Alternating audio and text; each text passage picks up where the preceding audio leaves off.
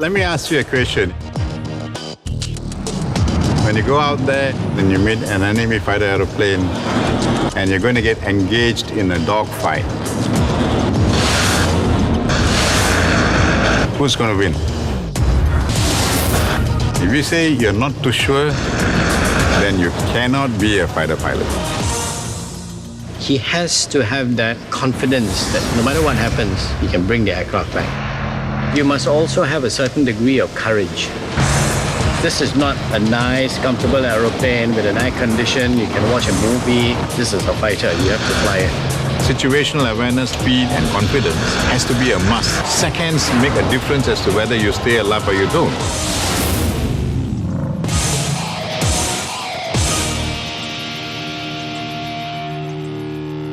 Courage, determination, and unwavering resolve are prerequisites for an Air Force pilot. But for our pioneer Air Force pilots, it took more than grits and guts. When Britain unexpectedly announced its withdrawal from Singapore in 1968, there was an urgent need to create our own Air Force. But we thought we had more time. The whole pace of building up the armed forces escalated. So some of us were selected. We went to the UK for training. That was my second year of A levels. They knocked on the door and said, report for duty. We came in on a Saturday and they report for duty on a Monday. The only vehicle I could drive was a bicycle. I didn't even drive a car. I looked at my dad, he looked at me and said, that's it, go. That 1 second, go, that changed my life. Training in England was in 1968 is particularly unnerving. The whole of the environment is different. You only had 150 hours to get your wings. You had to learn very quickly. And you got to work very hard at it. When you start flying, you have to do it often enough for it to become second nature. It's like dancing, you know. When you first learn how to dance, you have to think of the steps. After a while, it just happens naturally. And that's when you and the aircraft become one. You fly it like you're part of your soul. And once you reach that point, then you're considered a very operational pilot. I will never forget those 2.5 years. By the time we came back, we were totally different people. School in the art of being a gentleman, and yet school in the art of being a warrior. It was awesome. By 1970-71, the bulk of the pilots came back, and we formed the core, the pioneers of the Air Force. And in that sense, 140 Squadron, the Hunter Squadron, was the anchor. We were the first. And out of 140 Squadron came the future leaders of the Air Force. We either have to make it or we lose it, you know. The pilots went through intense rigor and training, but their biggest challenge was that they had no predecessors. Now, there was nobody to teach us, really. We had an idea of how we think it ought to be because the government sent us on many courses. But these people had to come back, distill these lessons, and then come up with our own idea of how we think we will have to operate.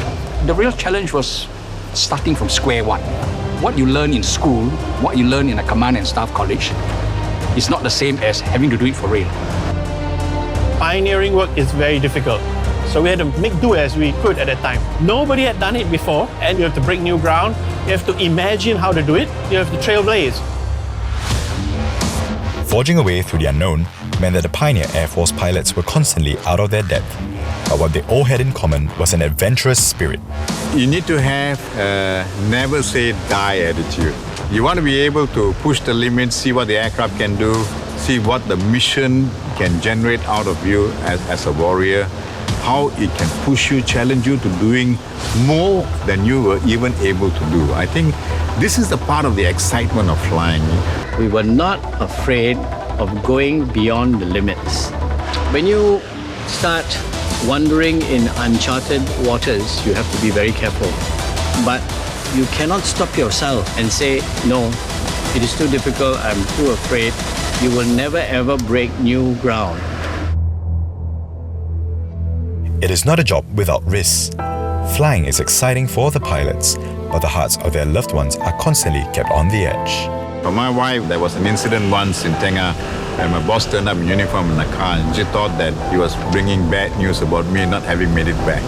And she immediately cried. But all he wanted to do was come up to see whether I was available to play a game of squash with him. I think we all move on to expect this to be part and parcel of life. This predicament was especially real to the Hunterians in their times. As a young Air Force, they were set on pushing the limits, and safety wasn't the highest on their priority. 5 to 6 years for any Air Force to take over local command is very short. And in the process, I think a number of things could have been missed, like how to make sure that you fly responsibly, safely. We lost some aeroplanes and pilots, but we also learned from that. And we started to realize where our weaknesses were in operational management. And we tightened up very quickly, and we became much safer after that.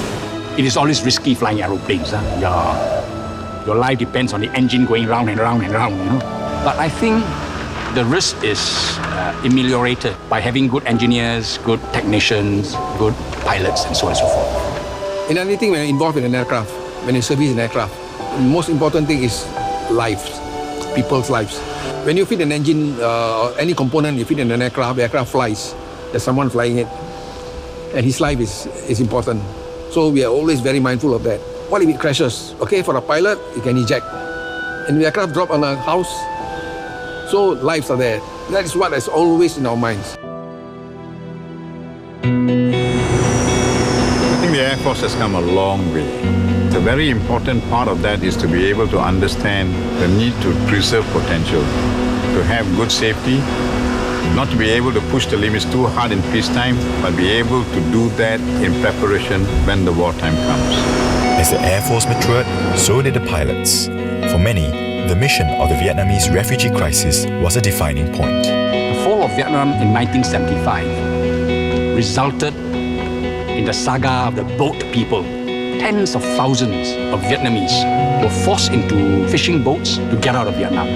So 140 Squadron was what was called a fighter recce squadron. We had cameras. Every morning, at the break of dawn, we had to fly the fighter recce squadron, take pictures of these boats coming in so that our people, the Navy, the Army, and the government would be prepared for them.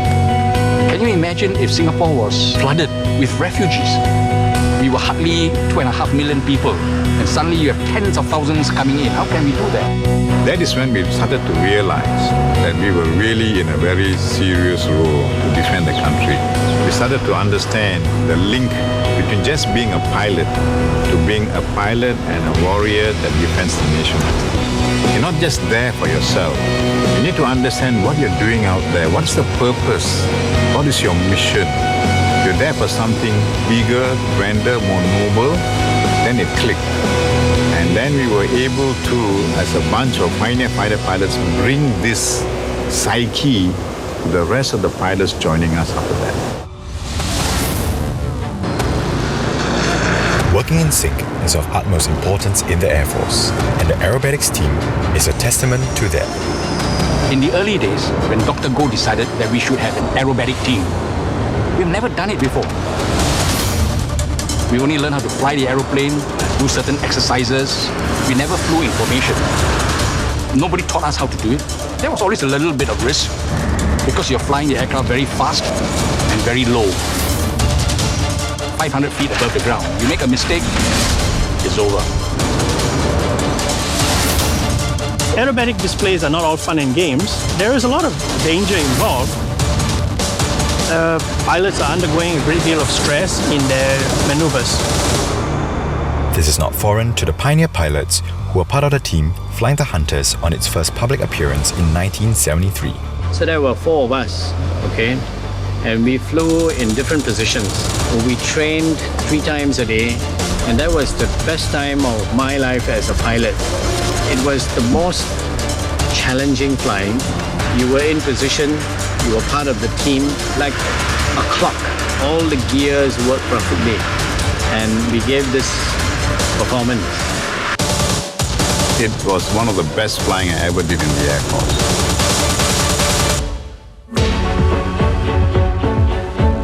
The Black Knights is not simply an air show. We are the ambassadors of the Air Force. The pilots that were flying today were doing most of the maneuvers that they do in combat. Splitting up, keeping an eye on your leader, cutting the corner, rejoining each other. There's a lot of hard work that goes on that you don't see. In the Air Force, we always have each other's back. We have to work as a team to put an aircraft and a mission up in the air. So you have to work with fellow pilots, you have to work with the ground technicians, the engineers in the hangar, you got to work with air traffic controllers, fighter controllers to put together a mission. So you got to trust everybody. It's absolute teamwork, and that is one of the most powerful aspects of an Air Force. So I started off on the Hunters as an Air Force technician. Of course, in the early years, we have to rely solely on the SIFU, the senior technicians guiding us along. Something that I would treasure is the bond among the crew, both the air crew, the ground crew. The bond is so strong that it goes beyond just the work area, even outside of the work. A shared affinity remains among the Hunterian team, who were the nucleus from which squadrons and aircraft emerged over the years. I was the one that commanded the last flight for the Hunters. That was in 1992. Flying the aircraft for the last time was, of course, very emotional. Having flown so many hours on the aircraft, we had to put up a show to the rest of the Air Force to show that this was his final flight. We made sure that we provided a good display of what the aircraft could do on the last day. We knew that he had to go, and we were proud that at the end of it, we were able to retire with dignity. Well, the Hunter, as a fighter aircraft, trained a pool of people. It laid the foundation for the pilots, the engineers, the technicians, to become pilots, technicians, engineers of future, more sophisticated aircraft. The pioneering spirit of the Hunterian team did not stop at their generation. They left an enduring legacy. I think a very important part of any military operation, Air Force operation, is to always remain relevant. So although we start off as pioneers, we are always introducing this passion to want to do better and do things better. And we work with all these guys to upgrade the aircraft. The Hunter itself went through an upgrade. F-5s went through an upgrade. Skyhawks went through an upgrade. And once you get into this mood of creativity, then it just is self-sustaining, into the years ahead. As a pioneer, I know that we laid the foundation and we worked together to set it up. Every one of us had a part to play. We worked at a time with very old machines, but now the equipment that they're using is very much sophisticated, very electronic, very advanced. We have gone from the old to the new, and I'm glad to see it. In the 1960s, we didn't even have an Air Force. We took the Air Force from zero. We surpassed every Air Force in this region. You fast forward again, another 20 years, and this is where we are today. Together, the Hunterian team brought our fledgling Air Force onto the global stage. But for the pioneers, the Hunter will always be their first love. I've flown a lot of aeroplanes in 34 years, but the Hunter is, to me, it's like a violin.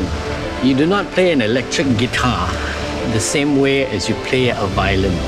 You need to be gentle, and you need to be one with the violin. It's the sort of aircraft that you can play a lovely tune with, and you can dance with this aeroplane. If you dance well with it, all right, you can perform anything. The humble beginnings of Singapore's Air Force embodies the spirit of this tiny nation with big ambitions. I have a lot to share in terms of what we do, what we have seen the Air Force develop over the years, and how we are part of it. It is really exciting because at that point in time, we just take it as trying to do a good job. But really at the end of the day, it is built up into a more wholesome defense posture that the SF is building up.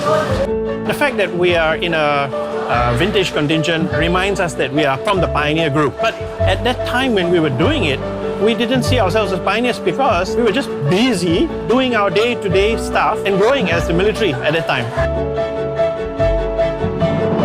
It has been a tremendous honor to be part of this growth. We were 21 fighter pilots. It's so nice to look back to see how far we have come. And When I go back and meet up with some of these guys, I can still see the spirit in the eye, the desire want to fly and do well for the Air Force and for the country.